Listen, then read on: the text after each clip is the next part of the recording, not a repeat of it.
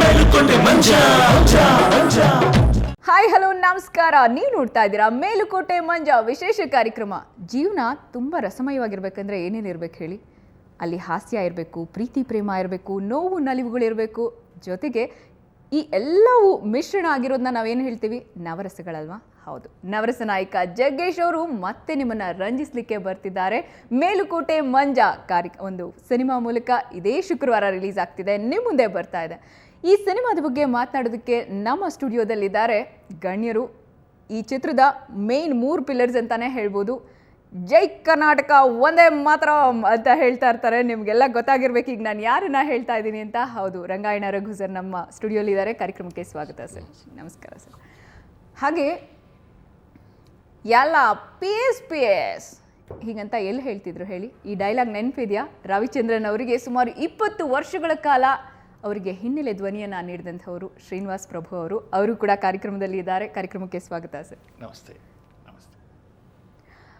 ಈ ಚಿತ್ರದ ಸೂತ್ರಧಾರ ಅಂತ ಹೇಳ್ತಿರೋ, ಕ್ಯಾಪ್ಟನ್ ಆಫ್ ದ ಶಿಪ್ ಅಂತ ಹೇಳ್ತಿರೋ, ಇಡೀ ಸಿನಿಮಾ ಆವರಿಸ್ಕೊಂಡಿದ್ದಾರೆ ಅವರು ಬೇರೆ ಯಾರು ಅಲ್ಲ, ನವರಸ ನಾಯಕ ಜಗ್ಗೇಶ್ ಅವರು. ಕಾರ್ಯಕ್ರಮಕ್ಕೆ ಸ್ವಾಗತ ಸರ್. ಮೇಲುಕೋಟೆ ಮಂಜ ಹಿಂಗಂದಿದ ತಕ್ಷಣ ಮತ್ತೆ ಬಂದ ಮಂಜ, ಎದ್ದೇಳು ಮಂಜ, ಈ ಥರ ಏನೇನೋ ಎಲ್ಲರಿಗೂ ತಲೆಗೆ ಬರುತ್ತೆ. ಸರ್, ಜಗ್ಗೇಶ್ ಸರ್ಗೆ ಕೇಳೋದಾದ್ರೆ ಈ ಮಂಜ ಯಾವ ಥರ ಮಂಜ? ಇವನು ಸಾಲ್ಗಾರ್ ಮಂಜ, ಸಾಲ ಮಾಡಿ ಎಸ್ಕೇಪ್ ಆಗೋ ಮಂಜ, ಎಲ್ಲರಿಗೂ ಮುಂಡಾಯಿಸೋ ಮಂಜ, ನಗಿಸೋ ಮಂಜ, ಕಿರಿಕ್ ಮಂಜ, ಲವ್ವರ್ ಮಂಜ, ಯಾಮಾರ್ಸೋ ಮಂಜ, ಎಷ್ಟು ತರ ಮಂಜಂದಿರೋ ಸೊಸೈಟಿನಲ್ಲಿದ್ದಾರೆ. ಅವರ ಪ್ರತಿನಿಧಿ ಈ ಮಂಜ. ಹೌದು, ಈ ಮಂಜನ ಜೊತೆ ಮಂಜ ಸಾಲ ಇಸ್ಕೊಳ್ಳೋನಾದ್ರೆ ಸಾಲ ಕೊಡೋರೊಬ್ರು ಇರ್ಬೇಕಲ್ಲ, ಅವರೇ ನಮ್ಮ ರಂಗಾಯಣ ರಘು ಸರ್. ಗುರು ಅಂತ ಅಂತಿರ್ತಾರೆ ಜಗ್ಗೇಶ್ ಅವರು ಈ ಸಿನಿಮಾ ಪೂರ್ತಿ. ಸೊ ನಿಮ್ಮ ಒಂದು ಪಾತ್ರ ಏನು ಸರ್? ಮಂಜನಂತವನು ಇವತ್ತು ದೇಶದಲ್ಲಿ ಎಲ್ಲ ಕಡೆಗಿದ್ದಾರೆ. ಅಂತ ಮಂಜ ಇರೋದ್ರಿಂದನೇ ಜನ ಫುಲ್ ಅಲರ್ಟ್ ಆಗಿರ್ತಾರಪ್ಪ, ನಮ್ಮ ದುಡ್ಡನ್ನ ಉಳಿಸ್ಕೊಂಡ್ಬಿಡ್ಬೇಕಪ್ಪ, ಯಾರಿಗೂ ಕೊಡಬಾರ್ದಪ್ಪ ಅಂದ್ಬಿಟ್ಟು. ಅಂದ್ರೂ ಸೋತ್ಬಿಟ್ಟು ಅದು ಯಾವ ಮಾಯದಲ್ಲಿ ನಮ್ಮನ್ನು ಕರಗಿಸ್ತಾರೋ ಗೊತ್ತಿಲ್ಲ.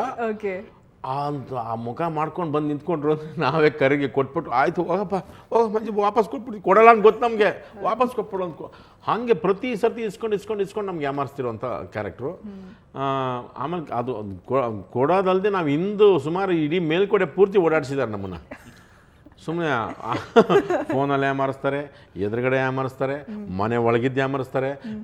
ಬೇರೆ ಮೋಸ್ಟ್ಲಿ ಕನ್ನಡ ಚಿತ್ರರಂಗದ ಎಲ್ಲ ಆ್ಯಕ್ಟರ್ಸ್ನ ಮೋಸ್ಟ್ಲಿ ಇಮಿಟೇಟ್ ಮಾಡಿಬಿಟ್ಟಿದ್ದಾರೆ.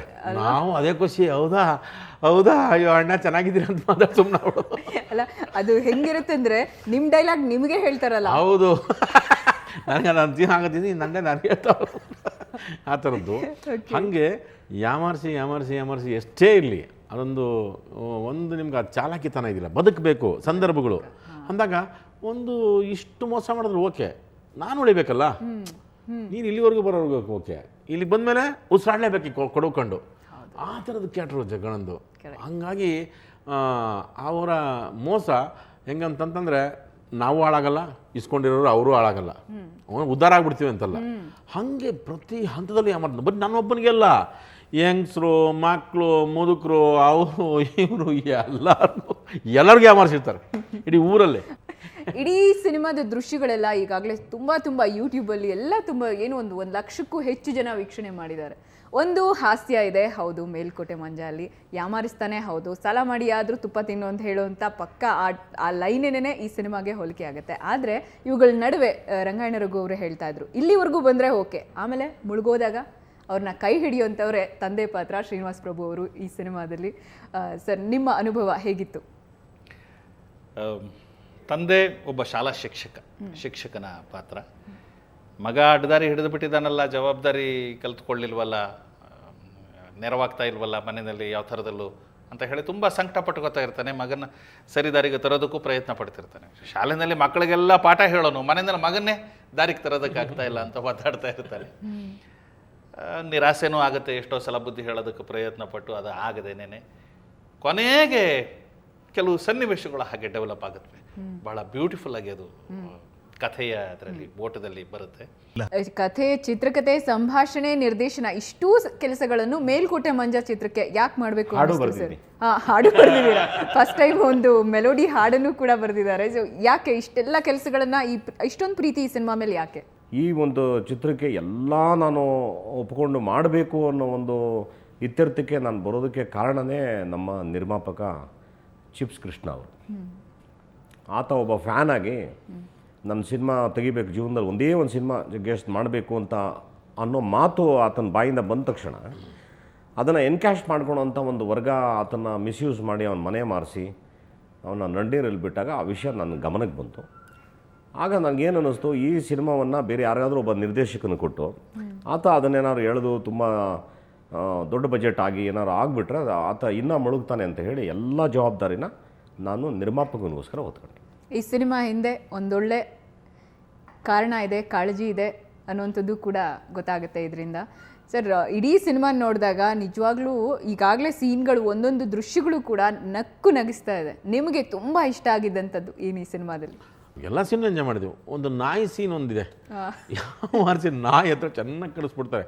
ನಾನು ಈ ಕಡಿಸ್ಬಿಟ್ಟು ಆಮೇಲೆ ಈಚೆ ಬರ್ತೀನಿ, ಅವಾಗ ಒಂದು ಮುಖ ಮಾಡ್ಕೊಂಡು ನಿಂತಾರೆ ಹಿಂಗೆ ನನಗೇನು ಗೊತ್ತೇ ಇಲ್ಲಪ್ಪ, ಯಾಕಪ್ಪ ನಿಮ್ಮ ನಾಯಿ ಹತ್ರ ಹೋದೆ ಅಂತ ಹಿಂಗೆ ಮುಖ ಮಾಡ್ಕೊಂಡು ನಿಂತ್ಕೊಂಡ್ಬಿಟ್ಟಿದ್ದಾರೆ. ಅದು ನೋಡಿ ನಾನು ನಕ್ಬಿಟ್ಟು ಹಣ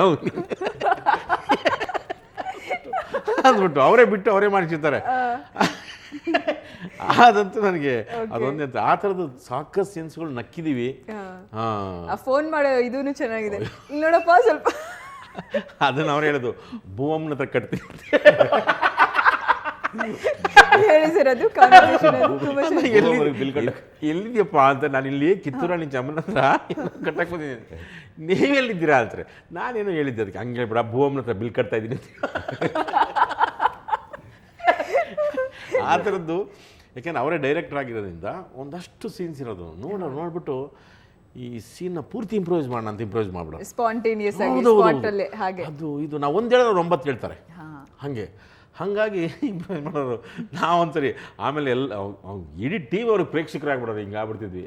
ಏನೋ ಇದು ಹಂಗೆ, ಯಾಕೆಂದ್ರೆ ದರ್ಶಕಗಳ ಕಾಲಿಂದ ನಗಿಸ್ಕೊಂಡ್ ಬಂದಿದ್ದಾರೆ.